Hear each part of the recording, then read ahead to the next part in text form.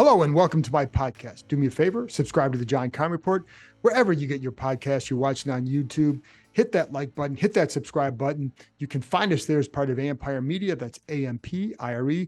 Always much appreciated when you tune in. And as you can tell, I'm back at the commander's facility doing it from my little hostage room, kind of bare bones in here. Anyway, just want to give you an update on the cuts and all that other good stuff. Don't forget, you can also read my work on ESPN.com. And speaking of the cuts, so the final cuts were made today. Washington got down to their final 53, but keep in mind the one word that they used probably more than any other today when we're talking to Ron Rivera and Martin Mayhew was fluid. Things are still fluid. So you have waiver claims that can go until like noon tomorrow. Then you can start putting guys in the practice squad. It's 16 players in the practice squad. Most of the practice squad for Washington will have been guys released on Tuesday. So guys that were released on Monday, guys like Jared Patterson, more of a long shot to return in that scenario. But as Rivera said, it's not 100% that they'd only take guys from the Tuesday cuts, but those are the guys that typically they wanted to keep around. And so you're going to wait to the last minute to put more of a glut of people out there versus on Monday where there are not as many people out there and could get picked up, et cetera, et cetera, et cetera.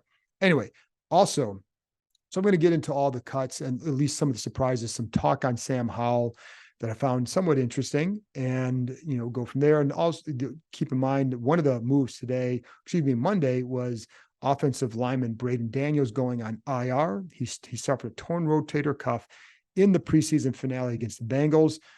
And I know what everybody says, but if you have a torn rotator cuff, you're going to have surgery. Usually they're going to say hamstring, groin, something like that. If for those of the conspiracy theorists, but he had a torn rotator cuff, was told it happened late in the Bengals game. They didn't realize that it had even happened until Sunday morning, I think, when he came in for treatment. And then they, of course, got an MRI for him at that time. But what it did do is it opened up a spot for them to keep a veteran at tackle, because while Daniels had shown improvement over the last week and a half, it was not enough to say, oh, he could help them now in a game. So it allowed them to keep Trent Scott as a fourth tackle behind Cornelius Lucas as their swing tackle, and of course, Leno and Wiley as the starters. So let me get into some of the moves and some of the things that are still fluid here. And speaking of the offensive line, one of the fluid parts is center Tyler Larsen. He was cut on Tuesday. He will be back, provided no other team claims him. He'll be back. They want him as a third center. I think I told you, but I was heard last week that they want to keep three centers on the roster. So when you look at like the initial 53 versus the real 53, that's going to be one of the differences. Is Tyler Larsen will be back on there, provided nobody picks him up. Because again, because I remember talking to somebody last week and about Ricky Stromberg and just how good he looked, how that impacted maybe the decisions along the offensive line. But at that time, I was told they want to keep three. So Larsen will be back. Alex Arma, the fullback / tight end, he'll be back. They cut him to keep other players that they can then possibly put on short-term IR or put them on IR after these cuts. And the reason you do that, because if you put him on IR before these final cuts, so in Daniel's case, for example, he's done for the year. So if you go on IR before the final cuts are before 4 p.m. on Tuesday, you are done for the year with that team. So Daniels is done for the year. Whereas if you go on after the final cuts are made, then you can come back that year. So that's why they sometimes wait in these situations. They know that probably nobody was going to pick up Larsen or might not, and that no one would likely pick up Alex Arma. Not many teams use a fullback. He's been out there for a few years. It is what it is, but he's expected to be back because they do have a role for him. I think I told you last week that I thought that there was a chance that he could get cut, but that he would return in that scenario. So how might they get spots for those two guys? Well, that's the interesting part, and not sure.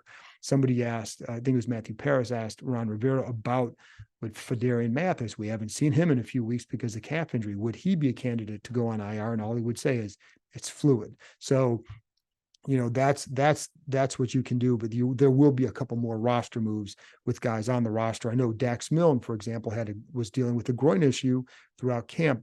I don't know that it's still as bad. He did play in the finale. I heard it was better, but we'll see. They're going to have to make a move somewhere. to get those guys back on the roster. And then there's also waiver pickups. Would they claim anybody or not? I don't know the answer to that at this point. But again, you can put in your waiver claim. You'll find out. I think it's afternoon on Wednesday that you find out if you got the waiver claim or not. So let's go through some of these cuts, some surprises, maybe some guys who were kept as much as the cuts, because to be honest, there really weren't any surprises in these cuts. And so even I know some people wanted to see Jake Fromm make it. Jake Fromm wasn't going to make it. From the beginning, they were going to keep 2 because they know what they have in Jake Fromm. And they also know that the chances of him getting picked up are probably pretty slim. So he does not have this great track record in the NFL. I think his career stats are 27 for 60. I know he's a young quarterback.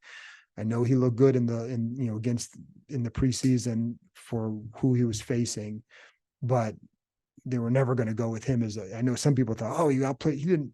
Brissett's better. Brissett's a stronger backup quarterback in the NFL, and that's not even up for discussion.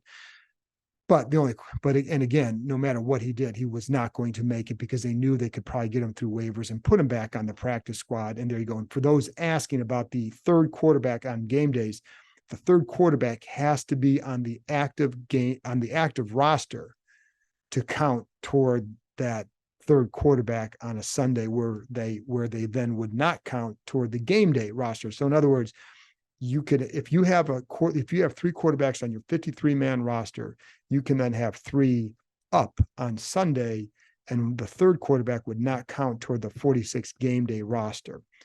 You cannot elevate a quarterback off the practice squad and then bump him up as a third quarterback for a Sunday unless he has to be put on the 53-man roster first. So just to clear that up. And like I said, I think there's a value in Fromm. It's just that they didn't need to keep him on the roster because you had other spots elsewhere that you needed to keep guys and, because they like him better. So anyway, there's one thing. Dax Milne, why'd they keep him? So they've always liked him as a backup, and whatever you guys think, trust me, I've heard, and I'm not telling you I'm just telling you why they kept him. They like him as a backup to multiple receiver positions, and they like that he can return punts. And I know we all saw it last year, was not a dynamic punt returner. He also had sure hands. And that's the one thing that you have to understand, while everybody wants a dynamic punt returns, and we all know that it could be better. I'm not saying that, but they want first and foremost catch the ball, and that's what they feel he does well. And that's why he right now would be the punt returner. I don't know, will that stay the same? I don't know. But I know right now he's their punt returner because they trust him when he fields the ball. Byron Pringle also did some of that in college. So maybe he'll start working on that as well and see if they use him ever in a game. And Jahan Dotson can do it as well. The one thing I was told with Dotson last year was the only way they put him out on punt returns was if it was a situation where the other team was backed up by their own end zone and Washington would be fielding the punt around midfield. So a chance for a really big play, that's when they would put Dotson out there. But those situations came up last year and they didn't put him out there. I'm going to have a feeling that unless it's an emergency, he probably wouldn't be back out there because he's going to be highly valuable to this offense this season. And, I think Kaz Allen, had he not fumbled that punt, would have made a stronger case for himself. I don't think it was guaranteed by any means, but he would have made a stronger case for himself because there was still, even last week when I talked to people, they talk about the trust factor with him because he just doesn't have a lot of experience doing it. He did do a nice job up until Saturday night. And as a receiver, you could not put him in a game because he just doesn't have, he's very raw and very limited as to what he could do in that role. So the only way he was going to make it was as a returner. And now if they want, they can put him on the practice squad. And again, as a reminder, 16-man practice squad. And there are a lot of guys, I think, that got cut today that will end up back on there. Guys like Mason Brooks, the linebacker to John Harris, running back Derek Gore, Allen, perhaps, Benning Potoe, defensive lineman, maybe Wild Goose, Castro Fields. All those guys are definite possibilities for that. Anyway, let's get to the other guy at receiver, Mitchell Tinsley. So that was one of the surprises to me. And it wasn't a surprise because I knew they liked him. I think others, a few people knew they liked him, and he did do well during camp, but wasn't sure for a couple of reasons. One, how the thing was going to go with Kaz Allen. And if Kaz Allen gets it, would he have made it as a seventh receiver? The other thing is Tinsley he's not a burner, but what he does give them, and this is one thing that they obviously like, he's got a little bit of size. He is 6'1", but he has really good hands and makes really good contested catches. Now, he's certainly doesn't project to be a dynamic receiver because some of the, again, not a burner, but he does catch the ball very well. And they did like from start to finish how he progressed. And it was, he did show well. And of those young guys, and one thing that I think I can't remember, if it was Rivera or Mayhew who said that this was the best group of undrafted receivers that he thinks they've had here. And I agree. Bryson Tremaine was another guy they let go. That was a guy they liked. Now, he wasn't going to make it, but he was a guy that they liked. And again, with Tinsley, good story. And it's always fun to see undrafted guys make it, to see where they then develop. But, and the other question I had for him is, would he help them on special teams and where? He was not, when I watched him at gunner, that was not a strength, but he did play in some other roles on special teams. So maybe if he is not active, he'd have to do something like that, whether it's maybe some kick coverage or maybe blocking on kick return, something like that. So, so there you go. But a good story for him and a fun one. I think it's one that a lot of people in the organization were, I don't want to say rooting for, but I think they felt good that they could tell him, hey, you're making the roster. And they could tell others, hey, this guy's making the roster, and they felt good about. For some reason, he was somebody that I think a lot of people wanted to see make it, and he did. So good for him. The adventure park is ziplining through the trees. It's climbing from platform to platform. It's even an axe throwing competition with your friends. But what the adventure park really is opportunity. Reconnecting with friends and family, accomplishing a challenge, and making lasting memories. So book your visit today and choose your own adventure. Let's see. We talked about Fromm, talked about Daniels, tight end Curtis Hodges was kept. So his name came up in the press conference, and why keep him? Because the size is impressive, the athleticism is impressive, but he didn't exactly jump out in camp. But he's a big guy who can run, and you're going to give those guys a longer leash to show what they can or can't do. And the other thing Rivera pointed out with him is that because he missed so much time last year with an injury, that this was essentially his rookie year.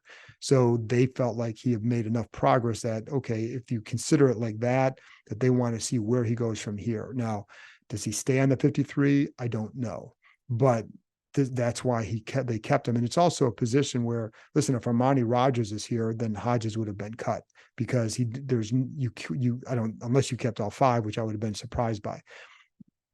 But with Logan Thomas also, nursing the calf injury, and he's been back out there, he was out last week doing some running and so, et cetera. And before the game, a good sign, but he gives them a little bit more depth, assuming he sticks around on the 53. And I don't know that he wouldn't, but that's why, for those wondering why he was kept, size, speed, traits, and as Rivera said, it's hard to find guys with those traits in this league. That's why he's still around. Defensively, no surprises. They kept 11 defensive linemen. I think that's what they needed to do. You have, because for a while there was a debate, do you keep 10 and then go with 5 linebackers? But it was 11 defensive linemen warranted that kind of warranted a spot, because you can't. James Smith-Williams had a solid summer. He was on the bubble. Casey Toohill, another guy, those two were fighting with KJ Henry and Andre Jones for roster spots.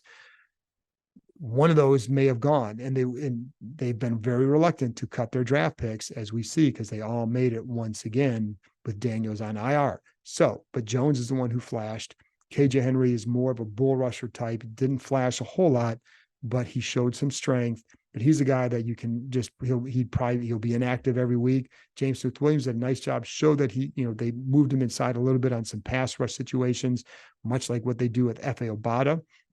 I think it's also important to have Henry and Jones here, when you consider that starting defensive ends and the three backups at defensive end are all free agents after the season. So you need to get young guys in here that you can develop.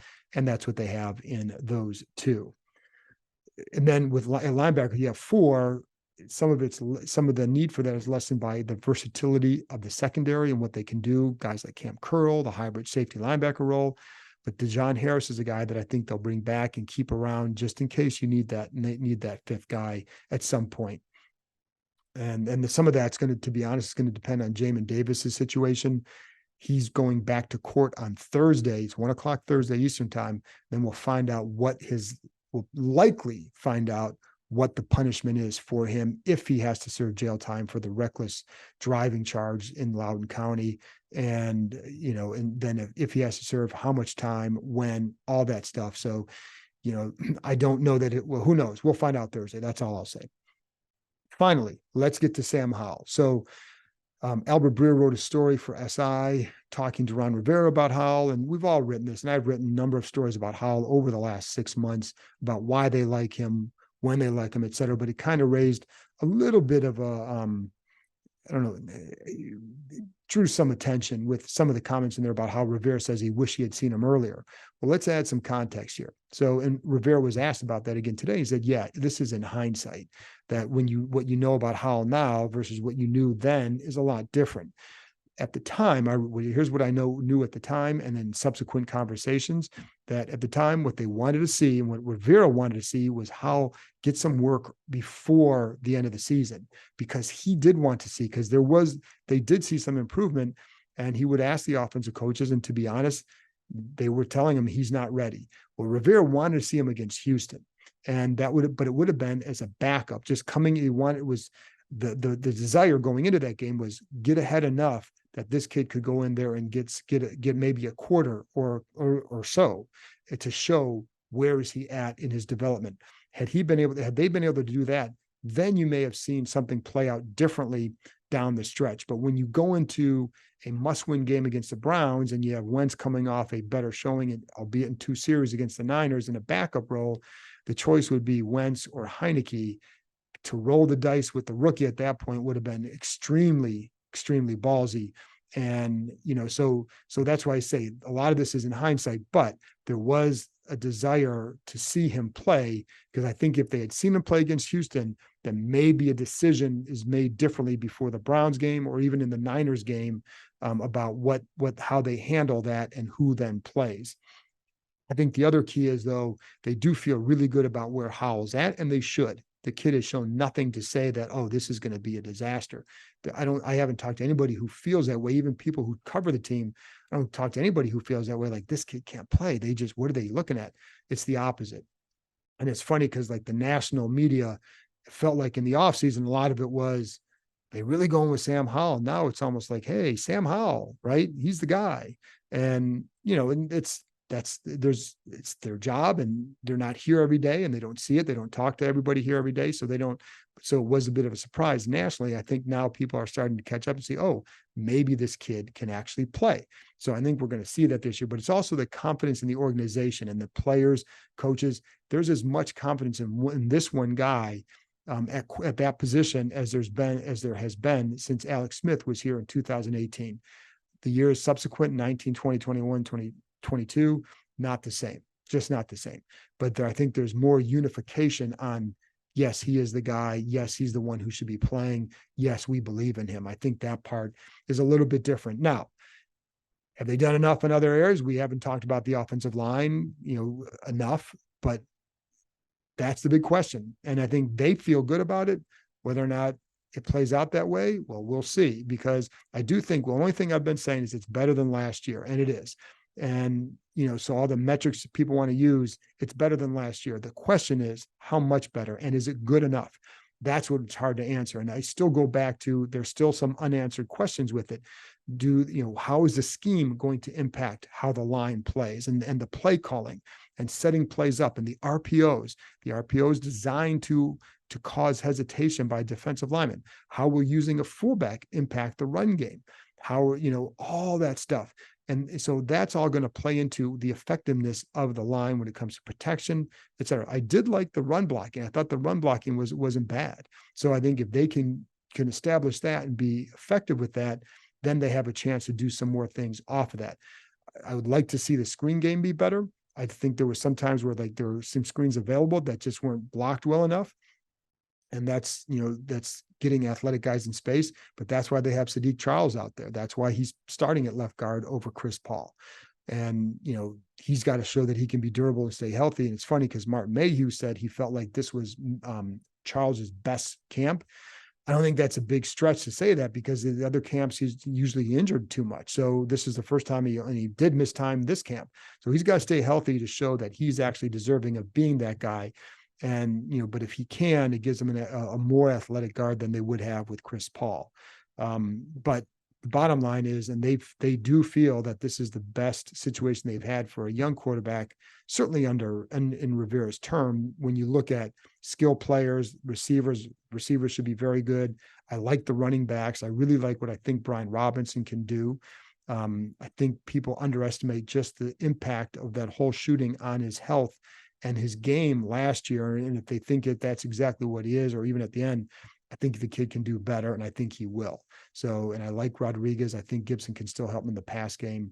And then the big question, then the tight ends, Logan Thomas has to stay healthy, because if he doesn't, then that position looks differently. And yes, when you get to that age, you start having these nagging injuries, soft tissue injuries, et cetera.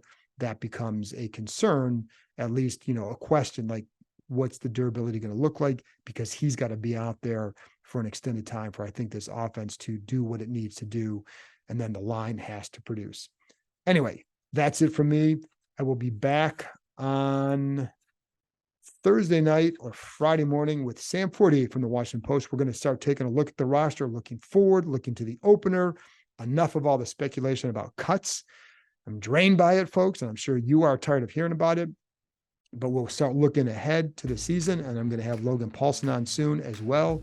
So I'll talk to you next time.